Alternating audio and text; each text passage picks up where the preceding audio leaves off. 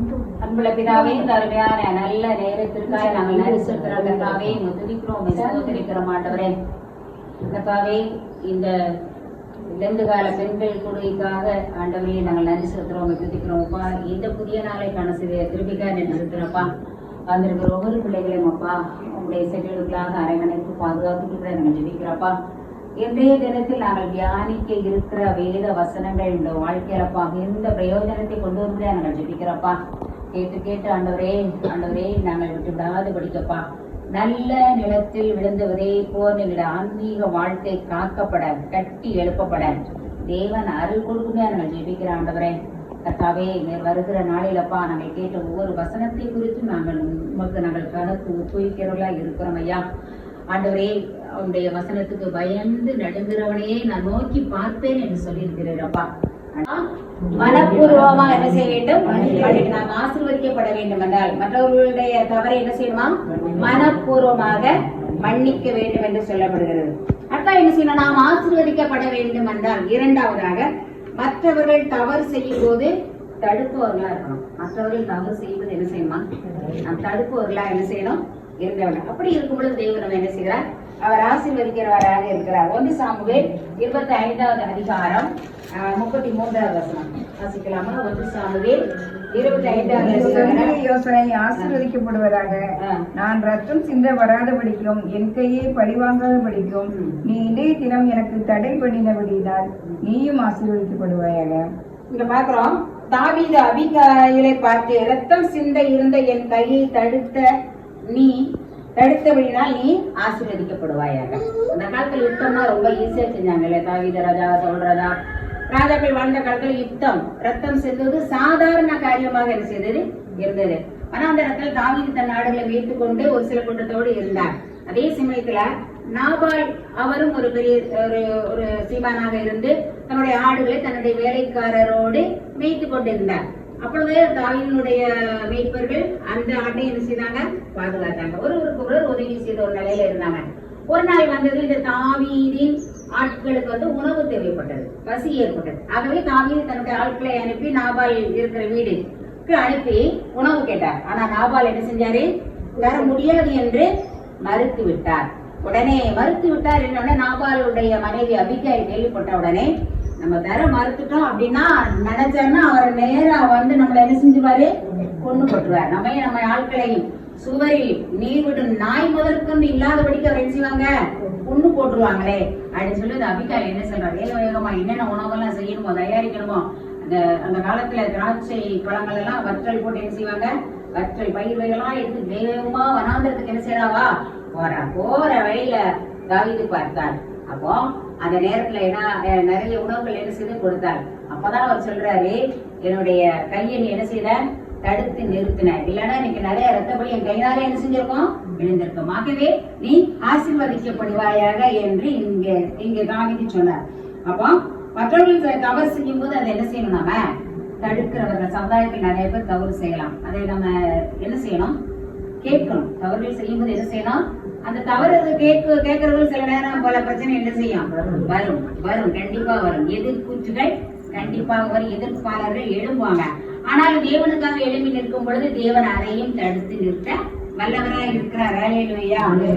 ஏற்ற சமயத்தில் சொல்லப்பட்ட வார்த்தை வெள்ளி தட்டில் வைக்கப்பட்ட ஒரு பழத்திற்கு சமானம். ஒரு வெள்ளித்தட்டு நம்மளுடைய ஒரு நினைவுல ஒரு ட்ரீம்ல வைக்கலாம். ஒரு வெள்ளித்தட்டு அதுல ஒரு பொன் நிறத்தினாலான ஒரு ஆப்பிள் இருக்குன்னு வைங்களேன்.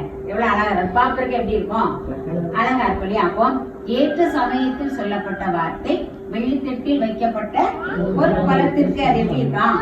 சமானமாக இருக்கும் என்று இங்கே சொல்லப்படுகிறது. ஒரு வாலிபன் இருந்தான். அவனுக்கு இன்னைக்கு இன்டர்வியூ, வேலைக்கு போனா ஒரு இன்டர்வியூ வைப்பாங்க ஒரு நிறுவனத்துல. வேகமா போய் கொண்டு இருந்தான். திடீரென்று ஒரு கார் வந்தது. அந்த கார் ஒரு பெண்மணி ஓட்டி வந்தாங்க. திடீர்னு அதை நின்றுச்சு. அது என்ன நின்றுச்சு. உடனே அந்த அம்மா இறங்கி அதை ரிப்பேர் பார்த்தாங்க. அவங்களால முடியல. உடனே இந்த பையன் பார்த்தான், சரி ஒரு பெண்மணி இல்லவா, டக்குன்னு என்ன செய்ய முடியாது, எதையுமே செய்ய முடியாது. டக்குன்னு அதை இறங்கி அதை சரி பண்ணி கொடுத்தான். சரி பண்ண உடனே அந்த அம்மா வேகமா ஓட்டி என்ன செஞ்சாங்க? அவங்க நிறுவனத்துக்கு போயிட்டாங்க. இவருக்கு இன்டர்வியூ. உடனே ஆனா சரி என்னதான் பரவாயில்ல, மற்றவங்களுக்கு உதவி செய்வதில் அவருக்கு ரொம்ப ஒரு ஆர்வம் இருந்தது. வேகமா போனார். இந்த நிறுவனத்துல கடைசியால போனார். போன உடனே அங்க உள்ள இருந்தது யாருன்னா அந்த அம்மா இருந்தாங்க. அதே அம்மா தான். கார் யாருக்கு ரிப்பேரா இருந்ததோ அந்த அம்மா தான். அங்க பார்த்த உடனே நீ அந்த வாலிபன் தானே அப்படின்னு சொன்னாங்க. ஆமாமான்னு சொன்னாங்க. ஒரே ஒரு வார்த்தை சொன்னாங்க அந்த அம்மா, you are appointed. Hallelujah, you are appointed. அப்ப அந்த நேரத்தில் அவன் சுய புத்தியை சாயாமல் பிறருக்காக வாழ்ந்தபடியால் அவனுக்கு அந்த பதவி கிடைத்தது என்று சொல்லப்படுகிறது. அப்போ அதே போல தேவன் நினைச்சுக்கிறார், பிறருக்கு உதவும் போது நம்ம தேவன் நினைச்சுக்கிறார் ஆசீர்வதித்து நமக்கு கிடைக்க வேண்டிய பலாபலன்களை கிடைக்க பண்ணுகிறார். மூன்றாவது பார்க்கிறோம், உடன்படிக்கை பெட்டி நிமித்தமாக ஆசீர்வாதம். அந்த காலத்துல உடன்படிக்கை பெட்டி யாரு தோட்டத்துல இருந்ததோ அந்த குடும்பம் என்ன செஞ்சது?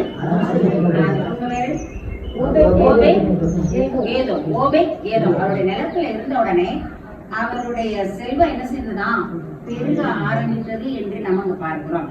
அப்போ எபிரேயர் 9வது அதிகாரம் 4 வச்சுக்கலாமா? சத்தமா வச்சுக்கலாமா? எபிரேயர் 9:4. அதிலே பொன்னார் செய்த தூப கலசமும் முழுவதும் பொத்தகடு பொதித்திருக்கப்பட்ட உடன்படிக்கை பெட்டியும் இருந்தன. அந்த பெட்டியிலே மன்னா வைக்கப்பட்ட பொற்பாத்திரமும் ஆரோனுடைய தளிர்த்த கோலும் உடன்படிக்கையின் கற்பலகைகளும் இருந்தன. இங்க பாக்குறோம் எபிரேயர் 9:4 பொன்னால் ஆன தூப கலசம். உடன்படிக்கை பெட்டிக்குள்ள என்ன இருந்தா? பொன்னால் ஆன ஒரு தூப கலசம் இருந்துச்சாம். தளிர்த்த ஆரோனுடைய தளிர்த்த கோல் இருந்துச்சாம். மண்ணா இருந்தது, கற்பலைகள் இருந்தன. தூப கலசம். இன்னைக்கு நம்முடைய வாழ்க்கையில தூப கலசம் எப்படி இருக்க வேண்டும்? தூப கலசம் எப்பவுமே நம்முடைய விண்ணப்பமானது தூப கலசத்தில் நிறைந்து கொண்டே இருக்கணும். அந்த தூப கலசத்தை யார் எடுத்துட்டு போவா? தூதர்கள் தேவனுடைய சமூகத்துக்கு முன்பா என்ன செய்வாங்களாம்? எடுத்துக்கொண்டே போவாங்களாம். எப்ப பார்த்தாலும் ஆண்டவரோடு நெருங்கி ஜீவிக்கணும். சில நேரத்து பாத்திரம் ஓட்டினாலும் சரி, நீங்க பாத்ரூம்ல போனாலும் சரி, வீட்டை சுத்தப்படுத்தும் போதுனாலும் சரி, உங்களுடைய இருதயம் யாரோட கான்டாக்ட்ல இருக்கணும்? ஏசப்பாவுடைய கான்டாக்ட்ல என்ன செய்யணும்? இருக்கும் பொழுது நம்முடைய ஜப தூபம் என்னும் தூப கலசம் பரிசுத்த ஆவியினாலும் ஜப விண்ணப்பங்களினாலும் நிறைந்திருக்கும். அல்லேலூயா. யார் எடுத்துட்டு போறாங்க? நமக்கென்று நியமிக்கப்பட்ட தூதர்கள் என்ன செய்வாங்கன்னா எடுத்து ஆண்டவர் சமூகத்தை கொடுத்துக்கிட்டே இருப்பாங்களாம். அப்ப எப்ப பார்த்தாலும் நம்மளுக்காக ஜெபிப்பதை பார்க்கலாம். பிறருக்காக என்ன செய்யணும்? நம்ம ஜெபிக்கணும். பிறருக்காக என்ன செய்யணும்? ஜெபிக்கணும் இல்லையா? தலைவலின்னு ஒருத்தர் சொன்னாங்கன்னா அவங்க நினைவு வரும் பொழுது ஆண்டவரே உங்களோட தலைவலி என்ன செய்யுங்க? எடுத்து போடுங்க. அந்த தலைவலி என்ன செய்யுங்க? பிறருக்காக பிறருக்காக ஜெபிக்கும் பொழுது அவனுடைய சிறையிருப்பை தேவன் மாற்றினார் இல்லையா? பிறருக்காக வாழும் பொழுது தேவன் நம்முடைய சிறையிருப்பை தானாக மாற்றுவார். அல்லேலூயா. நம்முடைய தூப கலசம் எப்பவுமே எப்படி இருக்கணும்? ஜபம் நிறைந்த விண்ணப்பம் நிறைந்த ஜபமா என்ன செய்யணும்?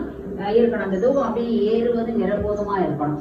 அக்கா என்ன பார்க்கிறோம் அப்படின்னா தளித்த கோல். தளித்த கோல் எதற்கு ஒப்பிடப்படுகிறது? ஒரு மேய்ப்பனுடைய கையில என்ன இருக்கு? கோல் எதுக்கு அவர் வச்சிருக்காரு?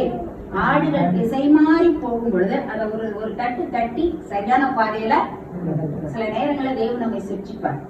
சில அடி எப்போ நமக்கு அடி பொழுது நமக்கு என்ன செய்யாது தெரியாது எப்போ. ஆனாலும் ஆனவர் அதை ஒரு நன்மைக்காக வைத்திருப்பார். நம்ம தவறான வழியில போகும்போது ஒரு அடி கொடுத்து நம்ம என்ன செய்வார்? அவர் திருத்துவார். அந்த நேரம் ஆண்டவரே எனக்கு ஏன் ஆண்டவரே இந்த அடி அப்படின்னு ஆண்டவர் என்ன செய்யக்கூடாது.